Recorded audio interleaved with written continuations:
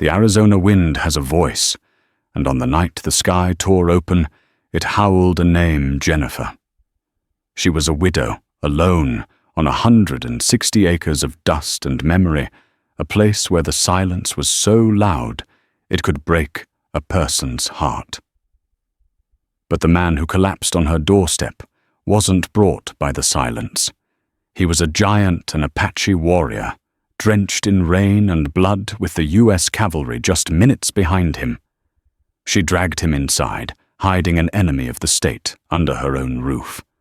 What she didn't know was that the secret she now kept was not just a man's life, but the fuse to a war that would burn the entire territory to ash. The land around Jennifer Gable's homestead was called the Devil's Anvil. It was a flat, unforgiving stretch of the Arizona territory that baked under the sun and fractured under the frost. Her late husband, Thomas, had seen promise in it. He'd seen a future in the stubborn soil, a life carved out by calloused hands and unwavering faith. Jennifer now only saw a monument to his absence. The small, sturdy cabin he'd built with his own 2 hands felt more like a tomb than a home, each creaking floorboard an echo of a ghost. It had been a year since the fever took him, leaving Jennifer in a world bleached of its color. Her days were a metronome of survival: tend the chickens, draw water from the well patch, the roof, clean the rifle, and stare out at the jagged peaks of the Dragoon Mountains, the ancestral home of the very people the territory was at war with the Apache. On this particular evening in late autumn, the sky was the color of a fresh bruise. A storm was coming, one of those violent, sudden squalls that scoured the land clean. Jennifer secured the shutters and brought in the last of the firewood, her movements methodical practiced.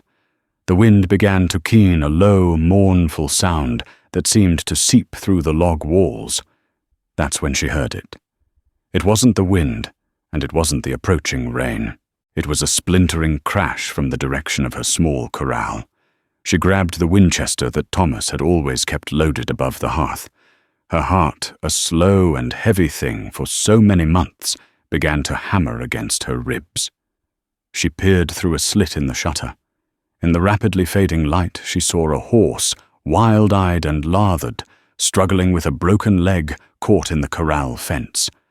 But it was the man who had been thrown from it that seized her breath. He was enormous. Even lying, crumpled in the mud, his sheer scale was breathtaking. He was Apache, his long black hair matted with blood, and dirt, his deerskin leggings torn and stained. He tried to rise, pushing himself up on one arm, and that's when she saw the dark, ugly wound in his side, a gaping tear that pulsed with every labored breath. Before she could process the sight, another sound cut through the wind, the distant but distinct bugle call of the U.S. cavalry. Panic, cold and sharp, pierced through her solitude. The soldiers were a common sight, grim-faced men who rode with a singular purpose to hunt, capture, or kill every Apache they could find. They saw no difference between warrior and farmer man and child. To them, the Apache were vermin to be exterminated. If they found her with one, especially a wounded warrior, they wouldn't ask questions. They'd burn her cabin to the ground with her inside it. The man on the ground collapsed again, his body surrendering. The rain began to fall in thick, icy sheets. Jennifer's mind raced. Thomas had been a good man, a man who believed in decency. He'd once told her, "There's God's law and man's law, Jenny.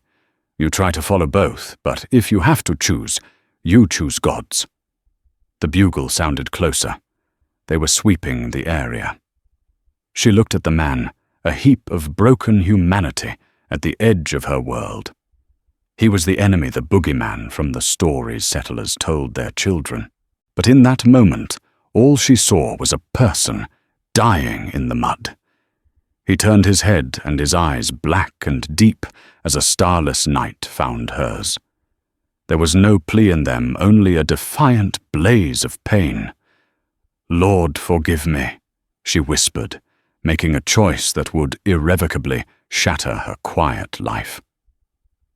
With strength born of adrenaline and desperation, she unbarred the door and ran out into the deluge.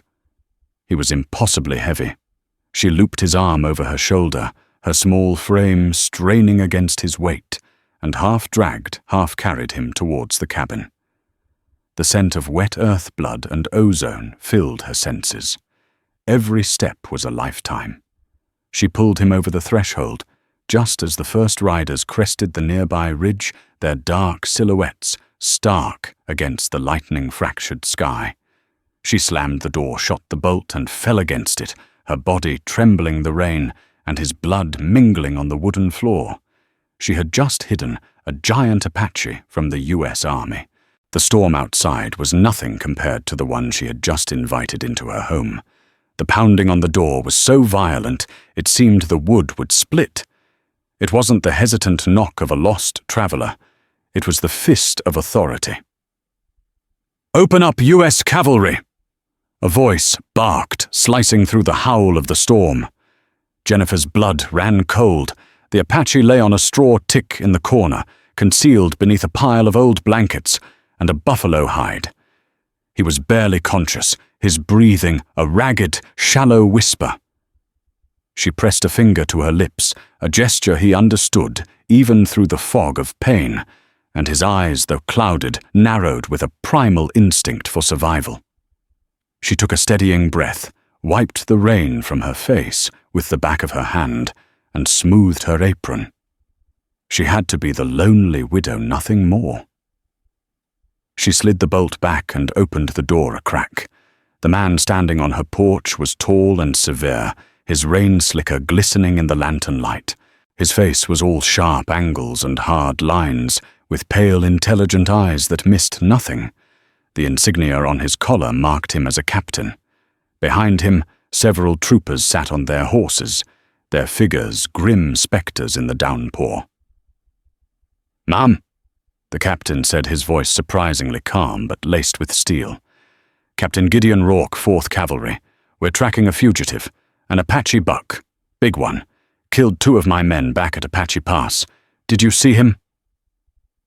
"A fugitive?" Jennifer feigned surprise, widening her eyes. "Goodness, no, Captain. I've seen no one, not with this storm." Rourke's eyes scanned past her, into the small, clean cabin. They lingered on the hearth, the neatly stacked wood, the single rocking chair. They were the eyes of a hunter searching for any sign of disturbance. He was on a pinto stallion. It went lame. He would have been on foot and wounded. A man that size bleeding would be hard to miss. "I've been inside since the sky turned, Captain," she said, her voice steady, despite the frantic beating of her heart. "Just me and my chickens." A burly sergeant with a brutish face and a thick red mustache dismounted and stomped onto the porch. "With all due respect, Captain, we should search the place. These squatters, sometimes they trade with the Reds." Jennifer bristled. "This is my property, bought and paid for with my husband's life. I don't trade with anyone." Captain Rourke held up a hand, silencing the sergeant. He never took his eyes off Jennifer. It felt as if he were trying to peel back her skin to see the truth cowering beneath. "My apologies for Sergeant Finnity's bluntness, Mrs. Gable," she supplied. "Jennifer Gable. Mrs. Gable." Rourke continued, his tone dangerously soft. "This is not just any renegade. We have reason to believe he is important. A prize. His capture could end a lot of bloodshed. Are you certain you haven't seen anything out of the ordinary?" The spot on the floor where she'd dragged the man in was still damp. She'd tried to wipe it, but a faint, dark smear remained near the door jamb. She prayed the dim lantern light would hide it. "The only thing out of the ordinary is the U.S. Army banging on my door in the middle of a thunderstorm." "Captain," she said, a new cold resolve hardening her voice. Now, if you're not going to accuse me of anything, I'd like to get back to my evening." Rourke held her gaze for a long moment. It was a battle of wills played out in the space of a heartbeat. He was weighing the cost of forcing his way in against the word of a lone woman. Finally, a flicker of something, perhaps grudging respect, perhaps simple dismissal, crossed his face. "Very well, Mrs. Gable. My apologies for the intrusion." He turned to his men. "We move on. Check the washouts to the east." Sergeant Finnerty looked ready to argue, but a sharp glance from Rourke silenced him. The captain tipped his hat, a gesture that was more threat than courtesy. "You see anything, you fire 2 shots. We'll be in the area for a few days. We will find him." Jennifer watched them mount up and disappear into the driving rain, their forms swallowed by the night. Only when the sound of their horses had completely faded did she shut the door and slump against it, her knees weak with relief. She turned to the corner. 2 black eyes were watching her from the mound of blankets. The giant was awake, his gaze intense questioning. Why had she, a white woman, risked everything for him? It was a question she couldn't answer herself. She only knew that the cabin no longer felt like a tomb. It felt like a cage she had willingly locked herself into, with a wounded wolf for a cellmate and a relentless hunter circling just outside. She took a clean cloth and a bowl of hot water from the kettle and knelt beside him. The real storm was just beginning. The days that followed were a taut wire of tension. The Apache whose name she learned was Nachok hovered between life and death. The wound in his side was deep and festered, and fever set his powerful frame to trembling. Jennifer, using the scant medical knowledge she'd learned from her mother, cleaned the wound with whiskey and packed it with a poultice of yarrow and comfrey from her meagre garden. They existed in a world without words. Communication was a pantomime of gestures and sounds. A dip of his head for yes, a slight shake for no.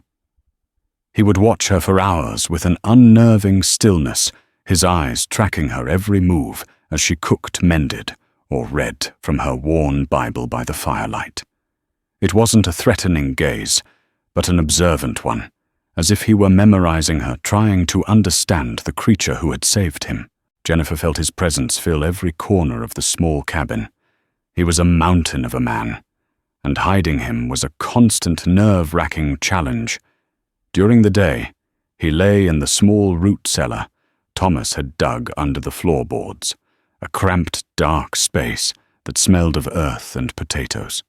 The trapdoor was hidden beneath a bearskin rug. At night, she would help him out, hissing at him to be silent as he stretched his stiffening limbs. Twice more Sergeant Finnerty rode by his eyes, sweeping the property with open suspicion. He never stopped, but his presence was a clear message they were watching. After a week, Nachok's fever broke. The color began to return to his bronze skin and the strength to his limbs. One evening, as she was changing the dressing on his wound, his large hand gently covered hers. His touch was surprisingly soft. He said a single word, his voice a low, gravelly rumble. "Why?" It was the first English word he'd spoken. Jennifer paused, her heart skipping a beat. She looked from his hand to his face. I don't know," she answered honestly, pulling her hand away. "My husband, he wouldn't have left a man to die in the dirt. Not even—" She trailed off, unable to say the word, "enemy." He seemed to understand. He nodded slowly, a deep, knowing look in his eyes. But their fragile peace was predicated on isolation, and supplies were running low. She was out of flour, salt, and coffee. More importantly, she needed more bandages and carbolic acid for his wound. The trip to Tombstone was unavoidable. It was a 10-mile ride, a journey into the heart of the world that wanted Nachok dead. "I have to go to town," she told him, pointing towards the mountains. "Tombstone. I will be back by nightfall." He watched her, his expression unreadable, and gave a single, sharp nod. Tombstone was a chaotic symphony of noise and grit. The dusty streets were crowded with miners, cowboys, gamblers, and soldiers. The anti-Apache sentiment was a palpable thing, thick as the cigar smoke pouring out of the saloons. Wanted posters bearing crude drawings of Geronimo and other Apache leaders were nailed to every available surface. At the general store, a man named Patterson, who had known Thomas, greeted her with a sympathetic smile. "Jennifer, good to see you. You surviving out there all alone?" "I manage Mr. Patterson," she said, forcing a calm she did not feel. She bought her flour and coffee, then moved to the supplies she truly needed. And a lot of bandages, a roll of cotton. Patterson raised an eyebrow. "Everything all right? Have an accident?" "A calf got tangled in some barbed wire," she lied smoothly. "Nasty business." As he wrapped her purchases, the door swung open, and Captain Gideon Rourke stepped inside, followed by Sergeant Finnerty. The casual chatter in the store died instantly. Rourke's presence had that effect on people. He ignored the others, his gaze landing directly on Jennifer. "Mrs. Gable," he said, his voice a silken threat. "Fancy seeing you here." "Captain, I needed supplies." He walked closer, his spurs jingling softly on the floorboards. He picked up a sack of flour from the counter. "It's a long ride for flour. You must have been awfully hungry." His eyes flicked to her basket, to the bandages, and the small bottle of carbolic acid. His expression hardened almost imperceptibly. "A woman has to eat, and her livestock has to be tended to," she replied, her voice level. Behind him, Finnerty was talking to a pair of prospectors in a low, vicious tone. "A giant, they say. Like a bear on 2 legs. Rumor is he's Delshay's boy, his only one." The prospector spat a wad of tobacco juice near the door. "Delshay's kid. Hell, there's a $500 bounty on him. Dead or alive. Bring him in and you'll bring the old chief to his knees." Jennifer felt the blood drain from her face. Chief Delshay. His name was a legend in the territory, a brilliant and ruthless leader who had eluded the cavalry for years. The man in her root cellar wasn't just a warrior. He was the son of a king, the heir to the Chiricahua resistance. The $500 bounty was a fortune enough to make any man a killer, and she was hiding him. Rourke noticed her pallor. A slow, cruel smile touched his lips. "You look as though you've seen a ghost, Mrs. Gable. Is something wrong?" She clutched her basket, her knuckles white. "I'm just tired. It's a long way from my home." "Yes," Rourke said, his voice dropping to a near whisper. "It is. Be careful on your way back. The wilderness is full of dangers." She paid Mr. Patterson her hands, trembling slightly, and walked out of the store feeling Rourke's eyes on her back every step of the way. The ride home was a blur of fear. The secret she was keeping was no longer just about saving one man's life. It was about the fate of a people, about a war that had just become terrifyingly personal, and she was standing squarely in the middle of it. The knowledge of Nachok's identity settled in Jennifer's stomach like a stone. She wasn't just harboring a fugitive. She was sheltering royalty, the chief's only son. His capture wouldn't just be a victory for the cavalry.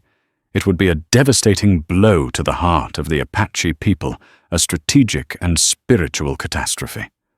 The weight of it was suffocating. When she returned to the cabin, she found Nachok had been busy. He had taken one of Thomas's old carving knives and was meticulously shaping a piece of cottonwood. His brow was furrowed in concentration, his large hands moving with an artist's delicacy. He was carving a hawk, its wings outstretched in flight. She placed the new supplies on the table, her movements heavy with a new dread. He looked up, sensing the change in her. "What is it?" he asked, his English still halting but clear.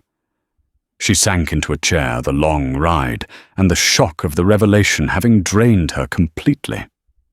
"They know who you are," she whispered. "In the town. They say, you are the son of Chief Delche." Nachok stopped his carving. His face became an unreadable mask of stone, but his eyes held a flicker of deep sorrow. He didn't confirm or deny it. He simply looked at her and said, "My father will not bargain for my life." It was a statement of fact, a testament to the harsh code by which his people lived and died. A chief could not show weakness, not even for his own blood. "There's a bounty," she continued, her voice trembling. $500. He let out a short, bitter laugh. "The price of a good horse." He set the carving aside and looked at the new bandages she'd brought. His focus shifted back to the immediate, to the practical matter of survival. "The soldiers, they still hunt. The Captain Rourke, he saw me in town. He's suspicious." She told him about the encounter in the store, the way Rourke had looked at her, at the medical supplies. "He knows I'm lying. He just can't prove it." A new urgency filled the small cabin. They were no longer just waiting for him to heal. They were living on borrowed time. Rourke would not give up. Over the next few days, as his strength returned, Nachok began to share more. He spoke of the attack not in a long narrative, but in fractured pieces. He had been leading a small hunting party away from his father's main encampment. They were tracking deer deep in a canyon when they were ambushed. It was not a cavalry patrol. The attackers were white men, but they fought with a brutal efficiency he'd never seen. They were not soldiers. They were scalp hunters, bounty men. "They knew the way," he said one evening, his voice tight with anger. He picked up a charred stick from the hearth and began to draw in the ashes on the floor. He drew the canyon, the position of his men, and the place where the ambushers had hidden. "They knew we would be there." "How?" Jennifer asked. "How could they know? Someone told them," he said simply. "Someone we trusted." He drew another symbol in the ash, a simple mark he had seen on one of the ambushers' saddlebags. It was a letter K, intertwined with a serpent. Jennifer stared at the symbol, a knot of ice forming in her gut. She had seen that brand before. It was the mark of Jacob Keyes, a trader who ran a post about 20 miles to the south, near the Mexican border. Keyes had a reputation for being shrewd, but he presented himself as a friend to all trading fairly with settlers miners, and even, it was whispered, certain Apache bands. Thomas had dealt with him once and had come away feeling uneasy, saying Keyes had the eyes of a snake oil salesman. The pieces began to click into place with horrifying clarity. Jacob Keyes, the friendly trader, was playing both sides. He was using his privileged position to gather information from his Apache clients and selling it to the highest bidder, in this case bounty hunters, or even the army itself. It was a vile, profitable betrayal. "The trader," she said, her voice barely a whisper. "Jacob Keyes." Nachok looked at her, his dark eyes searching hers. "You know this mark. I've seen it."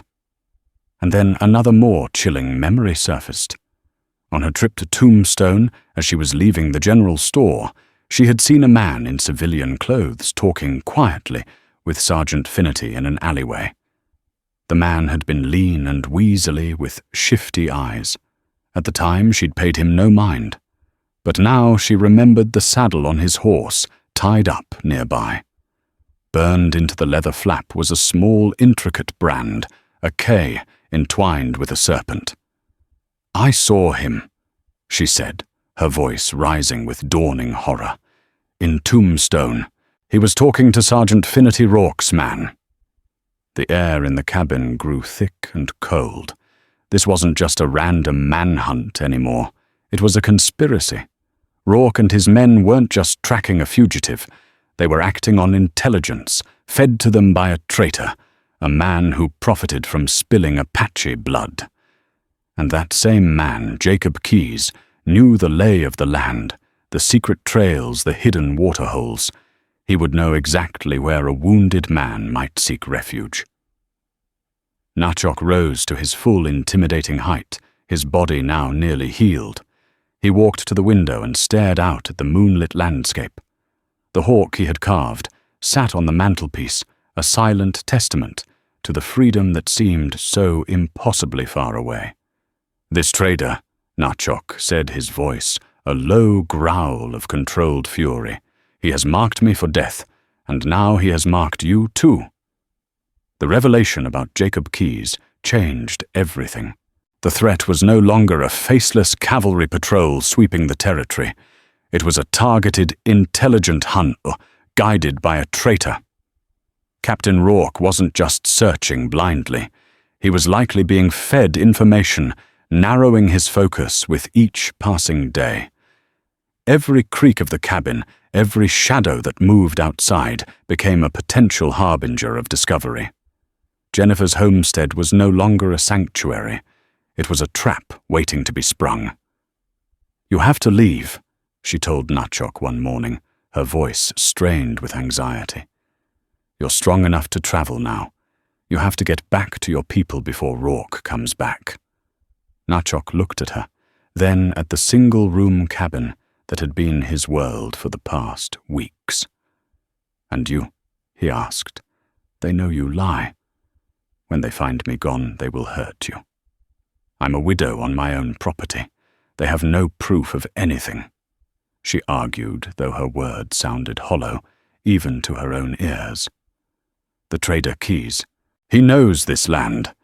Nachok countered his logic, unassailable. "He knows the springs, the shelters.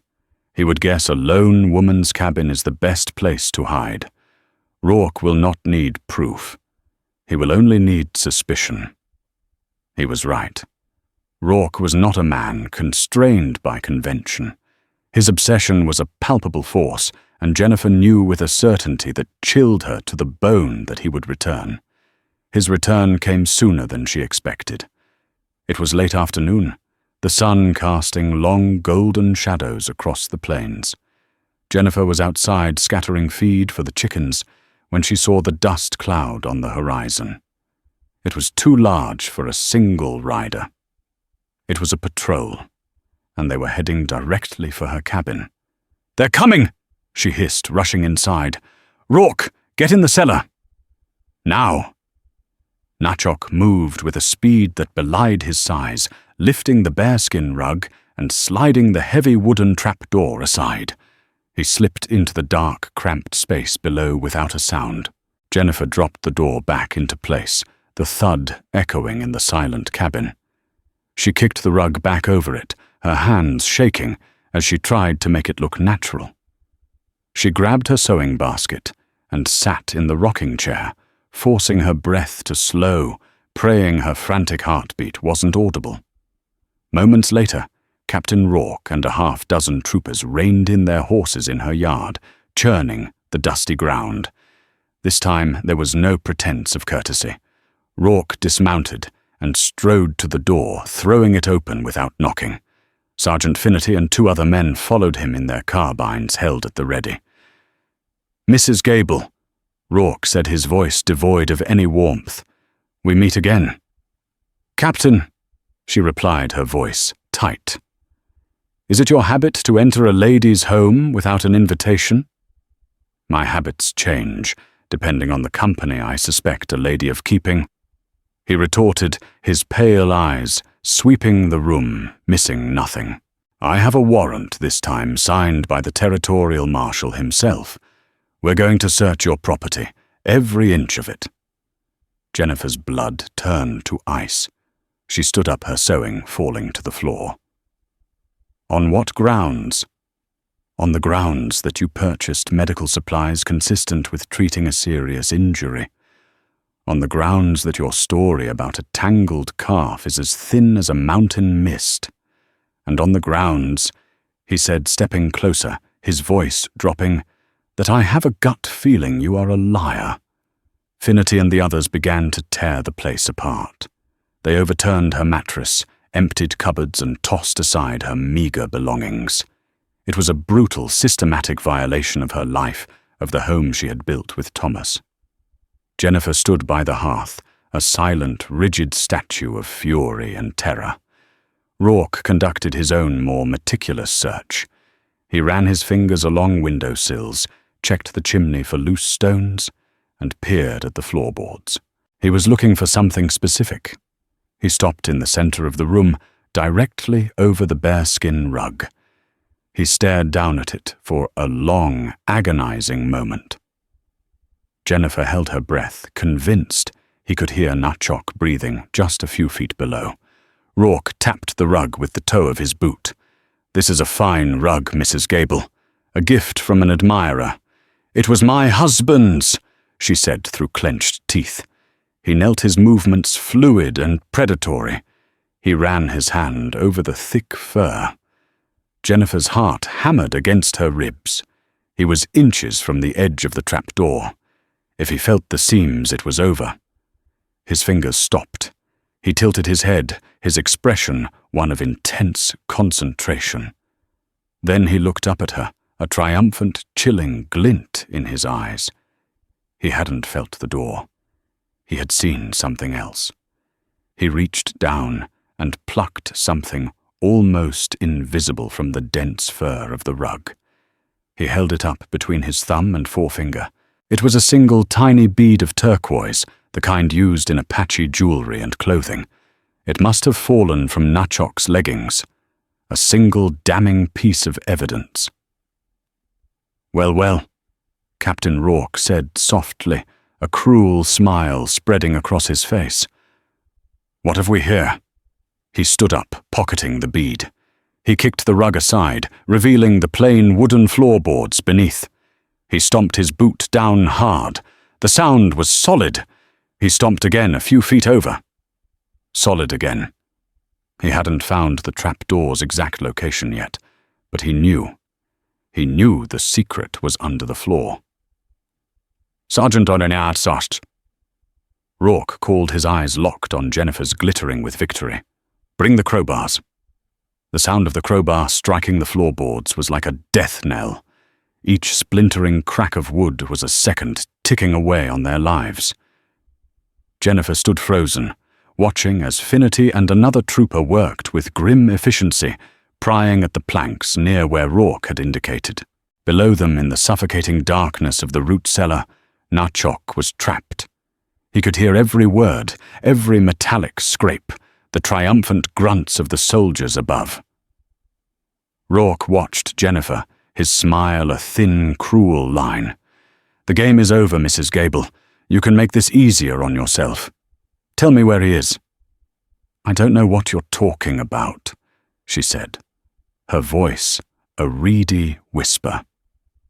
The lie was absurd now, a hollow shell against the crashing reality of their discovery. "No. Perhaps the sight of a public hanging will jog your memory," Rourke said coolly. "Harboring a hostile is treason. They will make an example of you." A floorboard gave way with a loud crack, revealing the dark, earthy space beneath. Finity peered into the hole, his face lighting up. "He's here, Captain. It's a cellar." In that instant, Jennifer knew that surrender was not an option. Surrender meant Natchok's death, and a noose for her. There was only one path left, a desperate, impossible gamble lit by the fires of defiance.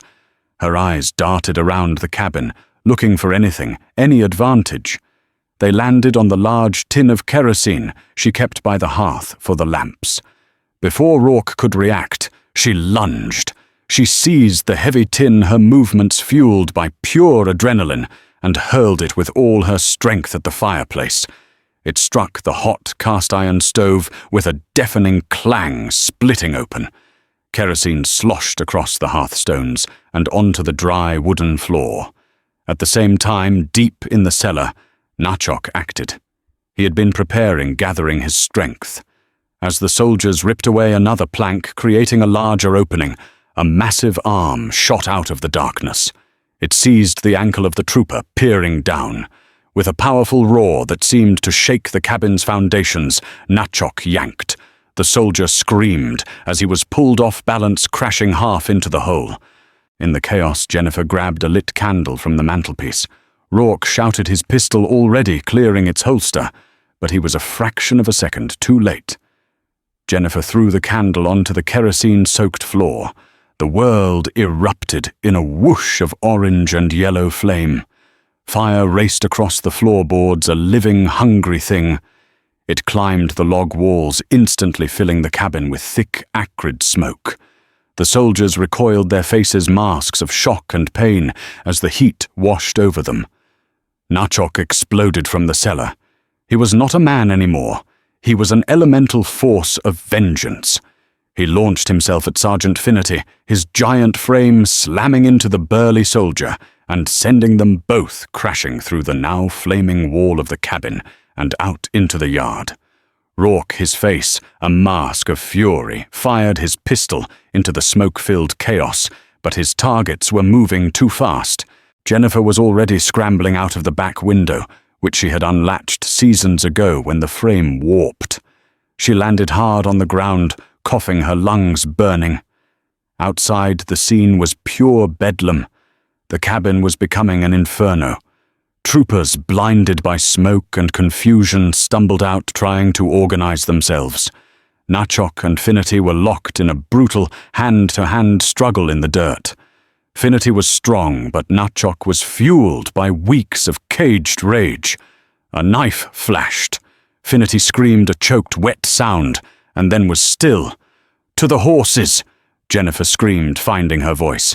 Natchok, his chest heaving, didn't hesitate. He broke from the fight and sprinted towards the corral where the soldiers' horses were panicking, their eyes wide with terror at the sight and smell of the fire.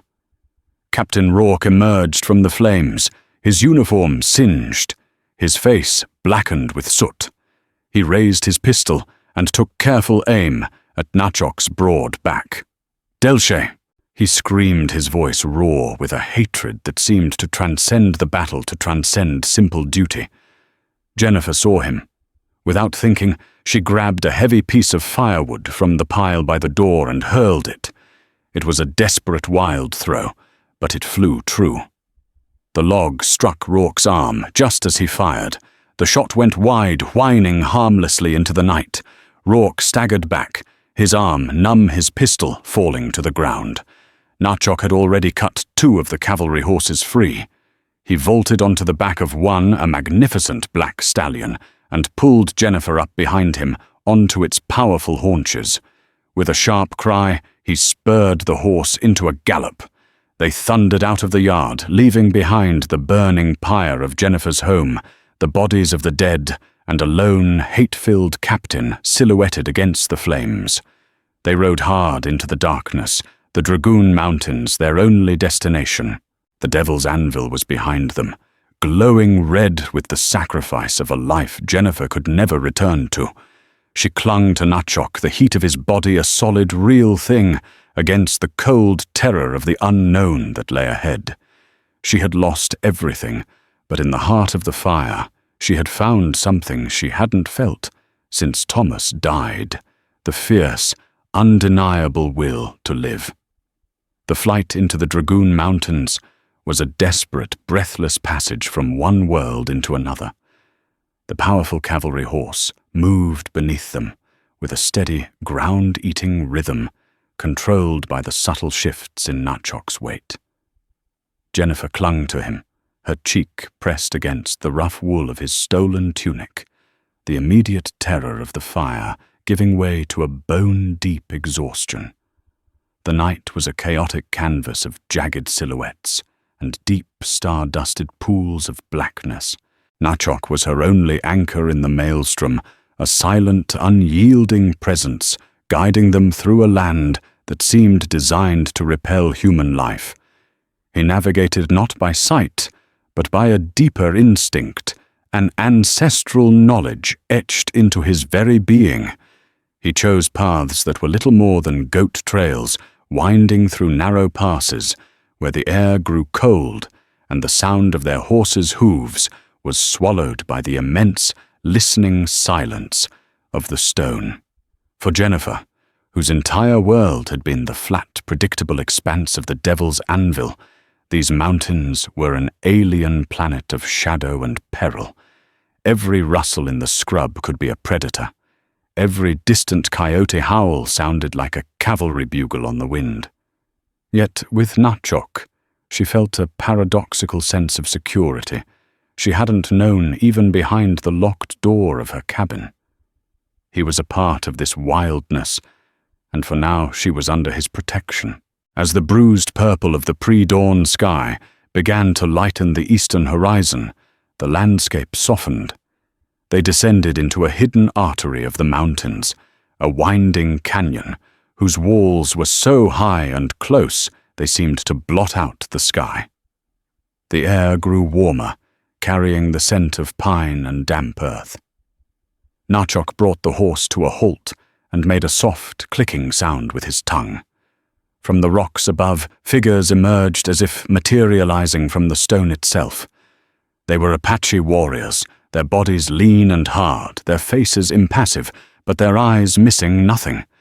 They held rifles with a casual familiarity, their suspicion a palpable force in the quiet morning air. Jennifer's heart, which had just begun to slow, seized in her chest. She was an intruder here, the very image of their enemy. One of the warriors called out a sharp question in the Apache tongue. Natchok responded, his voice calm and authoritative. As he spoke, a ripple of disbelief and astonishment passed through the men. Their hard expressions softened first to shock, and then to a fierce, unrestrained joy. One man let out a low cry of relief, and the name Natchok was repeated like a prayer as they lowered their weapons and scrambled down the rocks to greet him. They had mourned him, as dead a ghost lost to the ambush. His return was a resurrection. They were led on foot the rest of the way deeper into the canyon, which suddenly opened into a secluded verdant valley. It was a place of impossible beauty and peace, shielded from the harsh world outside. Cottonwood trees lined a clear, babbling creek, and the morning air was filled with the gentle aroma of cook fires and the distant laughter of children. Dozens of wickiups were nestled amongst the trees, their rounded forms blending seamlessly into the landscape. This was the heart of the Chiricahua resistance, a sanctuary carved from the bones of the earth. As they entered the camp, people emerged from their homes, their morning routines interrupted. The news of Natchok's return spread like a wildfire, and soon they were surrounded by the entire community. Women wept openly, and old men nodded with grave satisfaction. But their joy was tempered by the sight of Jennifer. They stared at the white woman in their midst, her face smudged with soot, her dress torn, her eyes wide with a mixture of awe and fear. Their gazes were not filled with the open hatred she had seen in Tombstone, but with a profound and wary confusion. From the largest wickiup near the center of the camp, a man emerged. He was older than the other warriors, his long gray streaked hair held back by a simple deerskin band. He was not as physically imposing as his son, but his presence was immense, radiating an authority that was absolute and unquestioned. His face was a testament to a life of hardship and leadership, a landscape of deep lines and weathered skin. But it was his eyes that held Jennifer captive. They were dark, piercing, and filled with a sorrow so deep it seemed to contain the accumulated grief of his entire people. This was Chief Delshe. He walked past the jubilant warriors, his focus entirely on his son. He stopped before Natchok and placed a hand on his shoulder, then another on the side of his face. No words were spoken, but in that silent, prolonged gaze, a lifetime of love, fear, and pride was exchanged. It was the reunion of a father who had resigned himself to losing his only child. Delche's composure was unshakable, but Jennifer saw the faint tremble in his hand. Finally, the chief's gaze fell upon her. It was heavy searching and demanded an answer to the impossible question of her presence. Nachok turned to his father and began to speak, his voice resonating through the now silent camp. He spoke in the flowing musical cadences of his native Chiricahua tongue, but his meaning was clear in his gestures and the intensity of his tone. He pointed back the way they came, his hands describing the fire and the soldiers. He touched the freshly bandaged wound on his side, then looked directly at Jennifer. He recounted the entire story, the storm, the cabin, the lies she told the soldiers, the medicine she bought the discovery, and the final desperate act of defiance that had secured their freedom. When he finished, a profound quiet settled over the valley. Every eye was on Jennifer. Chief Delche took a slow step towards her, his gaze unwavering. She stood her ground, her heart hammering feeling stripped bare before the judgment of this legendary man.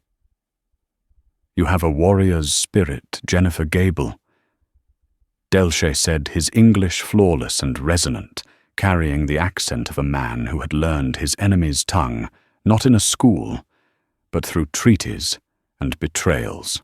"My son speaks the truth. You saved him knowing it could mean your own death. You have saved the future of my people. A debt is owed to you. A debt of blood." Later that day, as the camp settled back into its rhythm, Delche summoned her to his fire. Nachok sat beside him, translating only when his father's complex thoughts required it. It was here that Delche explained the true nature of their pursuer. Captain Gideon Rourke is a man hollowed out by grief. Delche set his gaze fixed on the dancing flames. 10 summers ago, a band of Mescalero warriors, drunk on whiskey sold to them by a white trader, raided a homestead north of the Gila River. They were not my people. They were renegades acting against the counsel of their own chiefs. Rourke was a young lieutenant stationed nearby. His wife and his small daughter were killed in that raid. He paused, the sorrow in his voice now for an enemy's loss. He has hunted our people ever since. He sees the face of a Mescalero renegade in every Apache man, woman and child. He blames me, for I am Delche. My name is known, and so he hunted my son, not for the bounty, not for the army, but to pass his pain on to me. He wanted my heart to be as empty as his. The revelation settled the last piece of the puzzle into place. The raw personal fury in Rourke's voice as he screamed Delche's name against the roar of the fire. It was the cry of a man trying to kill his own ghost. The conflict was a twisted personal tragedy, a cycle of vengeance, where every act of violence was a response to a previous one stretching back generations. Jennifer remained in the rancheria for 3 days. She was given a wickiup to herself, a place of quiet and privacy. The Apache women brought her food, venison stew, roasted corn, and sweet cactus fruit. They offered her a clean deerskin dress to replace her tattered clothes. They did not pry or ask questions, but treated her with a gentle, dignified respect. She watched them go about their lives with a quiet efficiency, their community a tightly woven fabric of family and duty. She saw children playing by the creek, their laughter a universal language. She saw the love between husbands and wives, the reverence for the elders. It was a world away from the monstrous caricatures depicted on the wanted posters in Tombstone. It was simply a home. In this peaceful valley, the shock of what she had lost finally caught up to her. Her cabin, her land, every last physical trace of her life, with Thomas it was all gone, turned to ash. A profound wave of grief washed over her, yet it was different this time.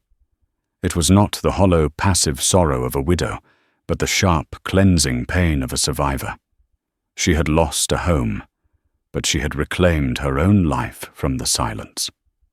On the morning of the 4th day, Nachok came to her wickiup. He stood at the entrance, a tall silhouette against the bright morning sun. He led a sturdy brown mare fully equipped for a long journey. A waterskin bedroll and heavy saddlebags were strapped behind the saddle. "You cannot stay here, Jennifer," he said, his voice soft. "Rourke will not rest. He will tear these mountains apart looking for us.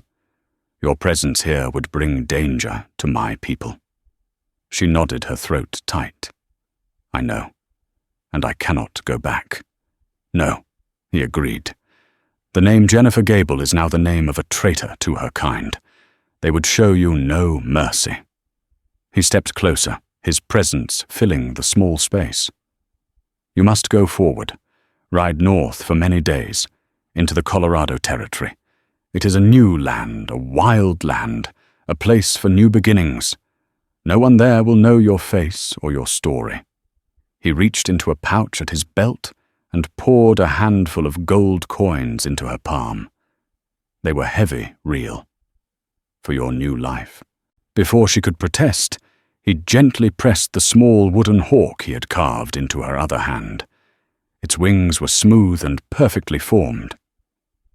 "So you remember," he said, his dark eyes holding hers, "that once in the fire, you were not alone." The unspoken words hung in the air between them, a chasm of culture, of duty, of lives that could never be joined. There was a profound bond between them, an understanding forged in shared danger and mutual respect, but it had no name and no future. "And you," she whispered, her fingers closing around the cool, smooth wood of the carving. A flicker of the fierce warrior she first met returned to his eyes. "I will fight," he said, his voice a low, resolute promise. "I will fight for this valley, for my father, and for my people. Because of you I can." She mounted the mare, a stranger to this horse, to this life that was being given to her.